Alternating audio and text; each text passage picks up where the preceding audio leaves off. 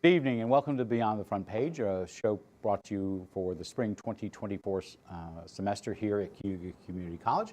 This is a show that's on Spectrum, Verizon, Fios, as well as ARMA, the Auburn Regional Media Access, and the college's radio station, WIN 89.1. I'm your host, Johnya Cousineau. It is spring, and thus for many people, their thoughts turn to baseball. The major leagues have already started, they're done with spring training, they're already on the field. I think some teams are into their 12th game, at least that's what I'm told at home.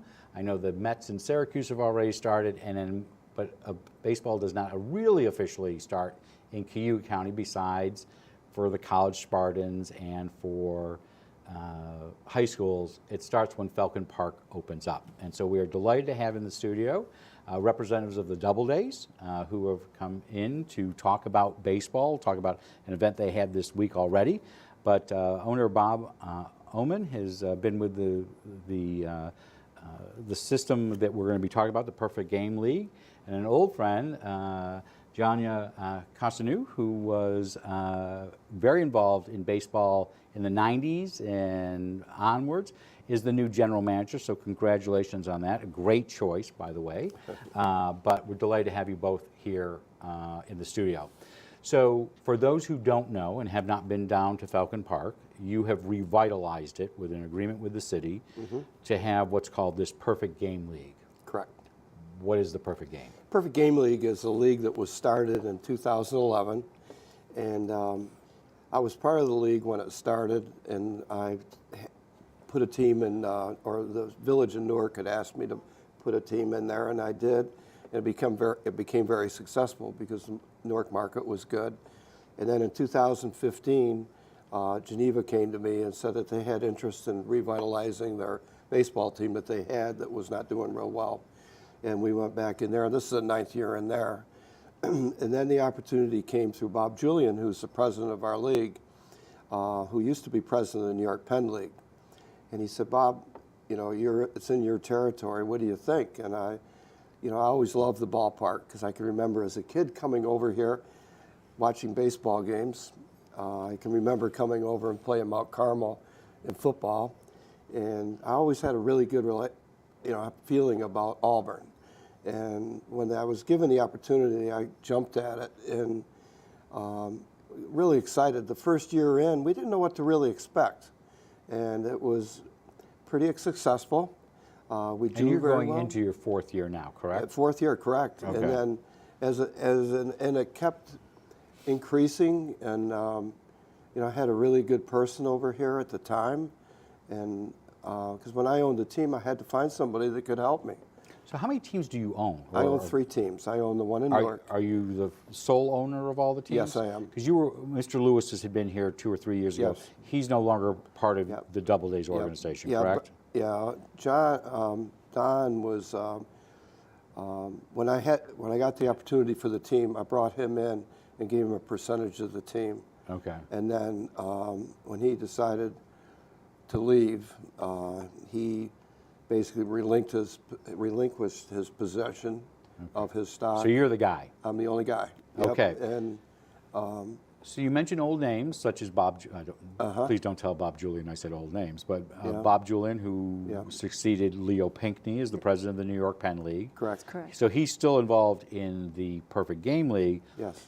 Because we were talking about all the sites you said you're going to go play games at. Right. It sounds like it's the New York Penn League. It does. It is. Is it for the most part, Yes. that Yes. league? Okay. Yeah. So how many teams are there? 14 teams. And geographically, where do you cover from?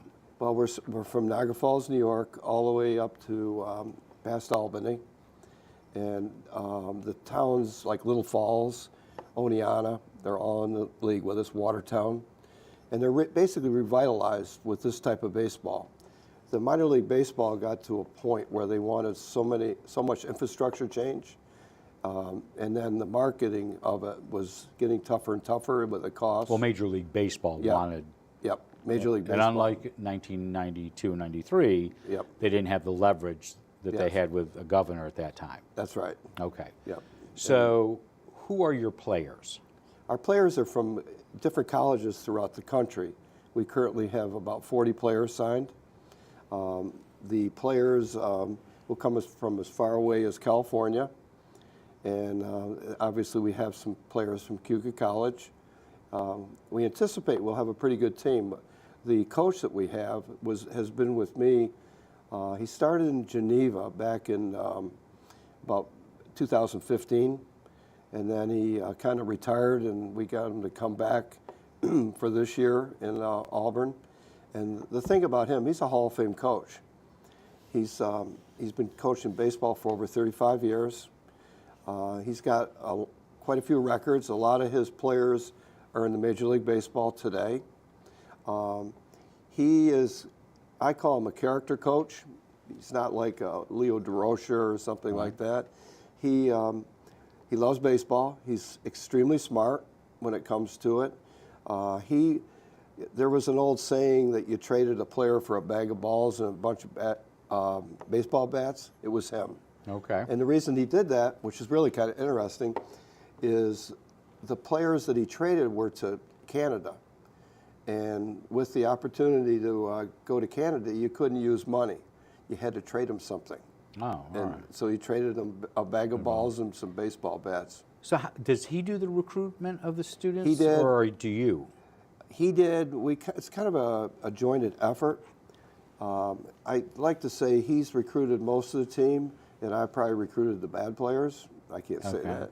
And then we've got another recruiter who used to be an athletic director at a high school in Red Jacket, I think Manchester, and he also does the recruiting. So we've got and then we've got the person that handles everything, where all the paperwork and everything, and that's Deb Hall, and she works out of my office, and she handles that. So are they all college students for the most part? Yes, every one of them is, and they have to have eligibility left in college. In college, and do you pay them?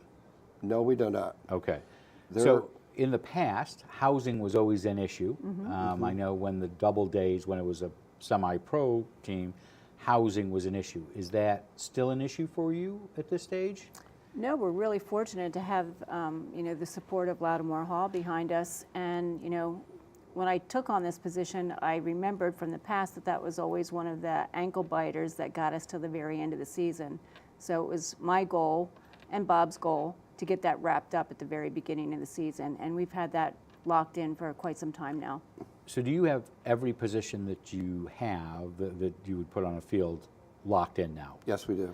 And if I remember correctly, originally one of the key pieces to your team, most likely is to a major league team, is your pictures. That's so right. you spend a lot of time on that as well, correct? And that's really been a tough thing right now. The colleges and the pitchers are not as abundant as they used to be, and the reason being is there's a lot more.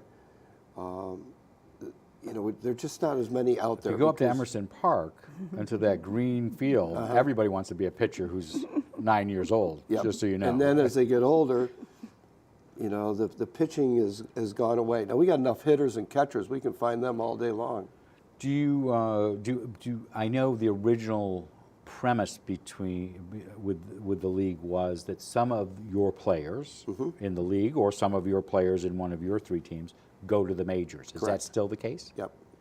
And the really funny thing is, you never know who the player that's going to be that player. We had a player 3 years ago or 2 years ago that played shortstop for us that came from the University of Virginia. And he's probably going to be one of the top 5 choices in the country with Major League Baseball. The kid's fabulous shortstop. But what's interesting about it, you never know who it's going to be. And in the past, I had a guy that played first base for one of the teams, and he got signed as a pitcher. He pitched 1 inning, and he threw the ball so hard that the Boston Red Sox decided that they wanted him. And the guys that had been pitching all year long, they didn't even look at him. And the guy came out of UCLA. And is he still playing? Yeah, he's probably in AAA right now. Okay. And we've had some really good players. We had some Dominican Republic players that came here, and some of the most interesting players that we've had in the past were from Taiwan. Oh, okay. and also Korea. And Well, we're seeing a lot of that. If I remember correctly, some yeah. of the teams started the season early. Yeah, and we've had a couple of Japanese kids reach out this year. One might be having some problems with gambling, but we'll leave that one alone for a second. Yeah. So let's talk about what really people really want to know. When do you Sure. start your season? Well, I've started my season back at the end of October, but When can people walk in the park? Yeah, they can walk in the park on June 6th for our home opener. And who are you playing? We are playing Geneva, and we are excited, and just really looking forward to a new year. Bob and I talked very early on, and we said, what, we've had a great thing going here for the last 3 years, and we want to make it bigger and better this year. So that's really been our mantra all season. When we're having meetings and discussing what's going on next, that's what we want to do. How can we make this better? How long is your season? Till the end of July, and then, of course, if we make the playoffs, it could be extended. Okay, so I got to ask this question. You have 3 teams. Who do you root for? You know, it's really funny.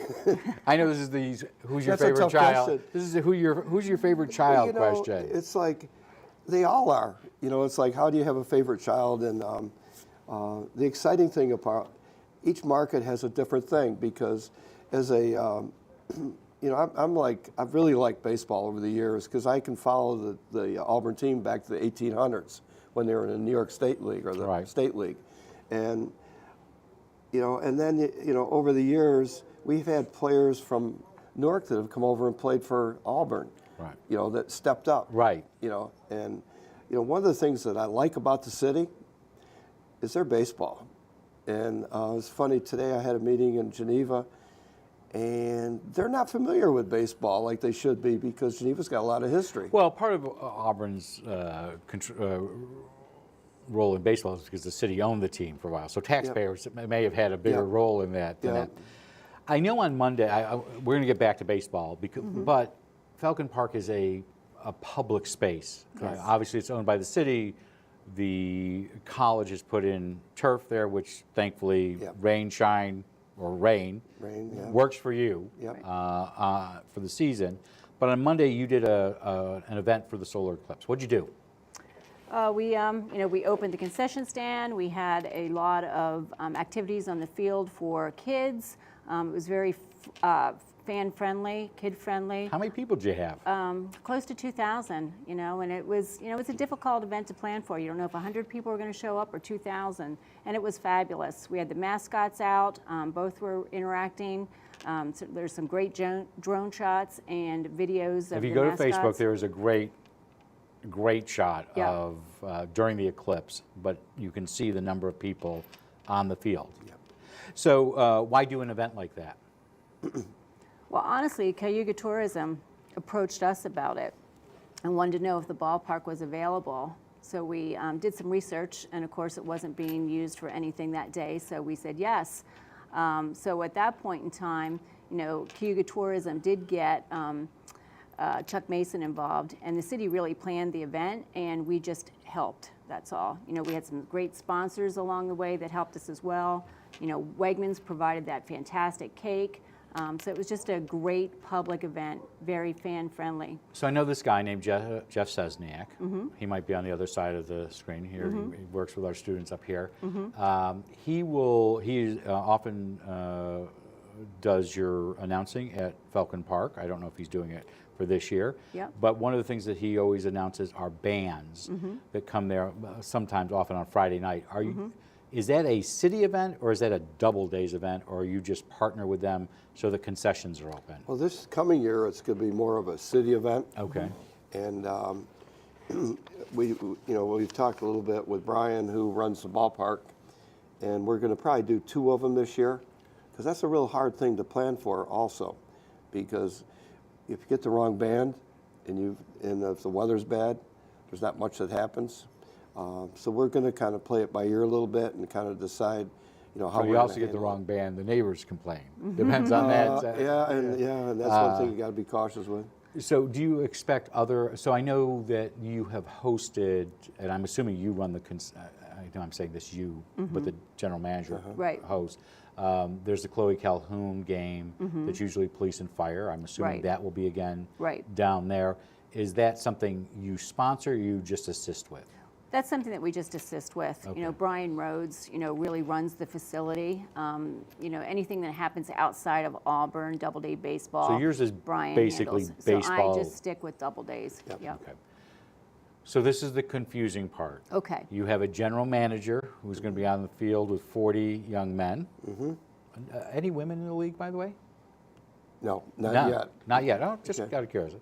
So 40, that is, everyone will call that the general manager, but you're the general manager. So what is your role for the Doubledays? So as a general manager of the Doubledays, you know, my job is to create an experience that all fans enjoy. You know, not everyone that comes to Falcon Park is a baseball fan. Sometimes they get drugged there by a friend or a neighbor. It's just a nice night. They want a hot dog and a cold beer, whatever. So my job is to make it as fan-friendly as possible so that everyone leaving that ballpark had a good time, whether they're a baseball fan or not. And how long have you said you've been in this position since when? Well, the end of October, beginning of November. Okay. But as you know, I volunteered for the Auburn Doubledays for 35 years. So I was going to say, you've really been living at Falcon Park for summers for a long, long time. Very long time, Okay. yes. So why take this job? Well, I retired from my 40-year career, and the opportunity, you know, opened up unexpectedly. I jumped in and started doing the job, and you know, Bob offered me the job. So you're responsible for everything from concessions to making sure that there's publicity, that and you have a full set of walls that you, Yes. those are sold. And Yes, I'm and- very excited, and thank you to all of our sponsors because they helped make this possible. And yes, our wall is sold out, and we are selling other areas of the ballpark as well. So for those who might be confused, you have an agreement with the city. Correct. How, you just had a renewal a year ago? Correct. For how long? I think it's for another 4 years. And so the league's been in place, you said 14 years? Since 2011, So, correct. okay, so with that, your expectation is this will continue for Yep. decades to come? Yep. So is it just a renewal, or you just need to work out with the city for a renewal? So what are you responsible? Do you pay the city a fee? Do they get a cut of your concessions? We pay rent for the ballpark, Okay. and we pay a fee. Originally it was, I think it was $35,000. Is it roughly still in that range? It's not quite that anymore because Okay. we're a different brand of baseball, Okay. and we only go 2 months, so obviously it's a little bit different than that. You used the word I wanted to use, brand. So why'd you stick with Doubledays? With the name, the name's a unique name, and it was real funny because I had somebody from North Carolina call me and said, you know, that Doubleday hat you gave me was like really cool, and then all of a sudden I got somebody else that asked for it, and then looking back on the history of the individual that started it, the old, I think, Civil War general, it was really, because I like history, and I read the story on it, and I thought he kind of started baseball and didn't realize he didn't, and it just kind of stuck, and I really thought it. Plus, I'm a realist. You know, a lot of people, I like the old and not get rid of it. You know, and I like to keep it going. And you know, I've got a movie theater that I just redid in Lyons that my grandfather built in 1915, and you know, I'm kind of a history buff, and the New York State League in the 1800s is really unique if you read about it. And Auburn was fortunate enough to continue with the team, and I think all in all, I like the. Obviously, I love the logo because we're getting new uniforms done this year. We're not going to change them much. Well, I was going to ask, so you've got a hat here, so Yep, you're yep. still using the logo that was Yep. done by the city Yep. 20 years ago or something like Uh-huh. that.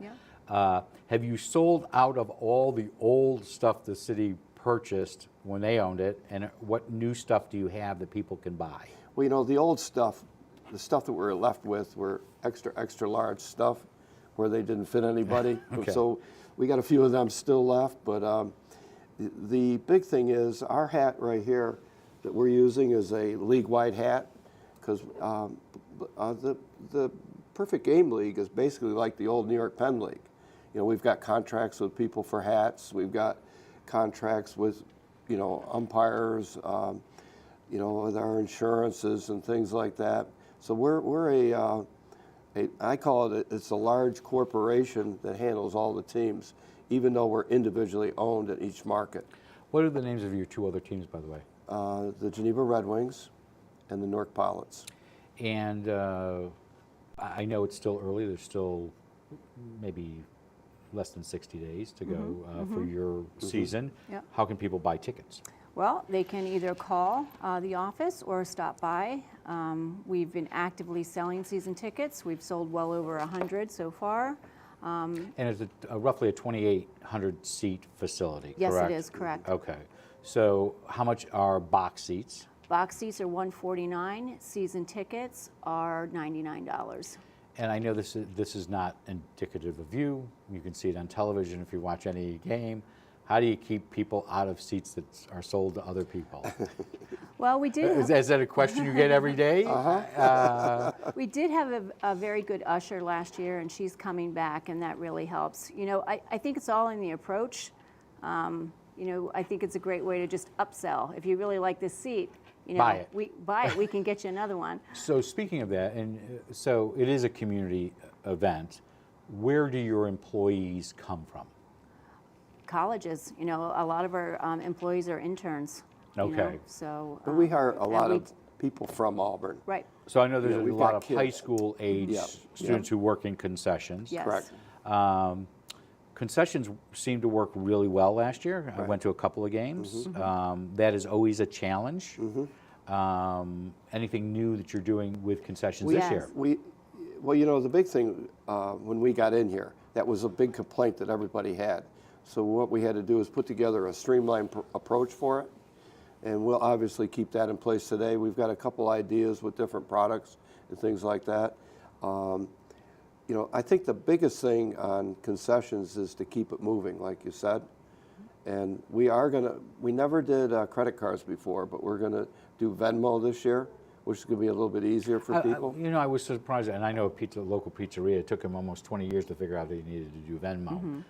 He liked cash. Right. I think there were other Right. reasons he might have liked cash, but I am surprised. Was it because you didn't have Wi-Fi and the infrastructure there, or it just wasn't the time and you weren't ready for it? I think Don was, you know, our individual that was here didn't like that. Okay. And he got a machine where you could get your money out of a machine. An ATM? Yeah, and That's expensive. it is. And, you know, in the other two markets, we were using Venmo and credit cards, and that I was in. And So will you be able to buy tickets at the booth? Because I know you've Yes. also changed the booth operation. I saw you a couple Yep. times last year. Yep. Right. Will you be able to use Venmo as you come in the gate as Yes. well? Yep. Yes. Yep. And there are no fees on top of that. It's just No. what you ever Venmo. No, we pay the fee. You Yep. pay the fee. Yep, yep. So what else are you doing at concessions that? Hoffman hot dogs are back. Okay. And that is, you know, a huge win for us. So we're excited to have them back. And I think, you know, a good trial run was the solar eclipse. You know, people were very happy about it. And, you know, I think that's a win. To answer your earlier question about the merchandise, we are in the process of developing new merchandise for this year. So there will be some new merchandise for guys and women that we're excited about: T-shirts, tanks, sweatshirts. We currently have online, you can buy our T-shirts and things like that. You also can buy our tickets online. And I'm really surprised the amount of stuff that we do sell online.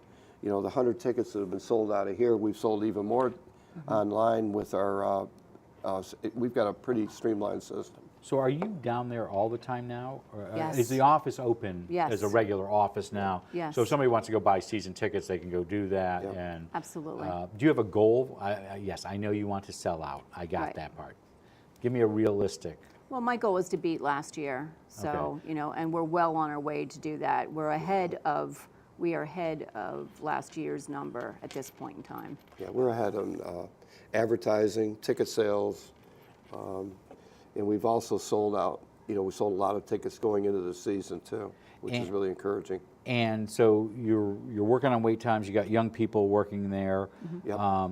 If somebody wants to get a job, so are the interns? Are they paid interns for college, or does the college pay them, or is it a mix, depending on the college? It's a mix. It's a mix. Okay. Like, But you do pay the students who are, I say students because they're mostly Yep. young people, except Right. on the cash We do. register. Right.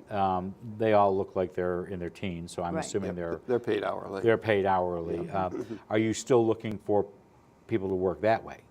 Yes, we do have some openings, and I'm actually starting the interview process next week. So, you know, anyone that is interested can certainly call and schedule an appointment. You did try at one point, I don't know if you continued it, was service at the seats. So people could, and that takes just staff. Right. If you don't have enough staff, that becomes a problem. But will you serve in individual seats, like, for example, box seats? Or are people still going to go to concessions to get It got to be really cumbersome, because we had that conversation a few times. We wanted to offer a few years ago where you could buy a $20 ticket and all you can eat, but we were feeding the whole neighborhood at that. And so we decided to bring them all back to the concession stand. I don't know, you know, we don't, I guess we could kind of look at that in the I was future. just curious. but If, I know you tried it, and my assumption was if you tried it and it didn't work, then you Well, you know, it's move on. interesting. I was at one time. They had approached me, minor league baseball, to put a team in Wilmington, North Carolina, and I traveled all the ballparks to see how they did it. So I was in Delaware, somewhere in Delaware, and I said, so how do you handle the food? Well, you got to have a suite, and that's a good point, because everything that I've been involved in, you need a individual place where you can just go and take care of it. So I want to ask you a question about Sure. boosters, because I know that's how I first met you. Was Absolutely. you were part of the boosters. Yes. It has evolved. Many people have, since Marion Fritz, a number of people have passed away over the Yes. years.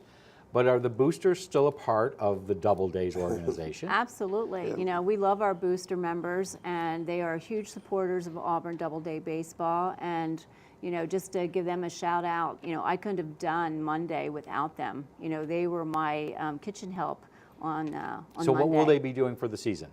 Well, you know, they have. I know they you do raffles. Yep, they do the raffles because they do like to give awards to the players. You know, they do like to organize bus trips for away games and that sort of thing. They will help us, you know, any way that they possibly can, whether it be, you know, jump in the souvenir stand or maybe with ushering. You know, they have been really a huge help to me, and they have made this transition very, very easy. So, I want to ask you about three other quick. Go ahead. You have something to Well, I was add? going to say the Booster Club. I was kind of amazed coming out of the other markets. They didn't have that. Right. And when I got here to see these people, they were so friendly and outgoing and, I think and Diane helping me. McNabb, I'm looking through the whole list of people over Absolutely. the years, and they are Yeah, part of. yeah. They don't have plaques necessarily Right. at Falcon Park, but they most likely should. And Yes. they're the nicest people I think I've ever met in the baseball. So three other quick questions. One is, the last couple of years you have had elementary students come in for baseball camp. I don't know if that's Yeah. run by the Doubledays. Do you help facilitate that? We're going to do that again this year. Okay. And the one thing that we are going to do, and I've been working with Brian on it, or we have, we're going to have a day that the schools bring their elementary kids. and that's June 10th at 11 o'clock. Yeah, we're going to move a game in order to take care of that. And that's going to be sponsored by Finger Lakes Schools, Okay. which is kind of interesting. It's a conglomerate of Cuga County, Ontario County, Wayne County, and Seneca County. You notice we're in a studio. Yes. So I better ask you about television. Okay. So what are you doing with Spectrum? Well, we're going to do advertising with them. We're not going to have our games on it because Okay. we do our games through YouTube. Okay. We call it the Auburn Doubledays Baseball, and we'll do that again this year. My last question, more than anything else, you've done a lot of stuff down there. You're trying to get the community involved, but could you tell them on that camera, how can they help the Doubledays? You know, obviously we would love to have them come to a baseball game. That's number one. We would like them to have a good time. That's the big thing to me. I like a family-friendly entertainment facility, And I think that's what our big goal is there. We're going to have on-field, games and things like that for kids. That's one thing I remember as a young fella, that I look back on it, and that was one of the special times of my life. And obviously I was a Yankee fan, and my dad was a Red Sox fan, and then we would come over here and we were just an Auburn Doubleday fan. Oh, that's great. Anything you want to add? Yeah, I think, certainly come to the game, right, and support Auburn Doubleday baseball. And, but I think the other thing too is, thank the advertisers and sponsors. If you see or know someone that is a sponsor of the Auburn Doubledays, thank them for supporting us, because without them, this wouldn't be possible. And you have a lot of institutional, everything from banks to the hospital to unions Yes. who have all participated and Yes. buy advertising in there. Yep. Make different. One of the best values during the summer is going to a Doubledays game. And so we want to thank, we hope you both come back in Thank you. to give us an update on would what's love going to. on. It is a great value. If you want to go take part in a family-friendly event, it is going to Falcon Park to see the Doubledays and see them continue. You'll also see some great players, some young men who are destined for greatness in the major leagues, so catch them early. And so we want to thank you both for joining us today. Just a programming note or two. We had planned to have Senator Rachel May in the studio today. If you have been paying attention to the news, you know there is no state budget. And as a result, she has not been able to come into the studio, as has Assembly Minority Leader Will Barkley. We are trying to reschedule them if we can before the end of the semester. But we wanted to let you know that was planned for today, but the state budget takes precedence on their schedule. We'll be back on Tuesday with 3 different shows. Jimmy Giannantino, the mayor of the city of Auburn, will be back in the studio to talk about a city update, but more particularly we'll be talking about the city budget, which they are knee-deep in at this time. We'll also have Auburn author Joe DeVitro, who's come out with a new picture book that you can buy at the Cayuga Museum. He'll be in the studio to talk about that book and some other books that he has written over time. And then we'll have the Commodore of the Owasco Yacht Club, Al Biaki, who will be in here to talk a little about the Yacht Club. We've never done a show on them in the last 20 years, and it was about time. Coming weeks, we'll have Jeff Parazola and Tessa Crawford of the Auburn School District will be in to talk about their budget and where we are on that. And we hope to bring Chris Major in of Major Palooza as well before we finish out the season, which includes 3 forums. We are planning the 48th Senate District Forum, which is to find a Republican contender against Senator Rachel May. We are also going to have the 22nd Congressional District Forum for the candidates for primary who are running on the Democratic line to succeed Brandon Williams, if they can, the Republican who now holds that. And then we'll finish off the season on May 7th with our Auburn Enlarged School District Forum, which we do every year.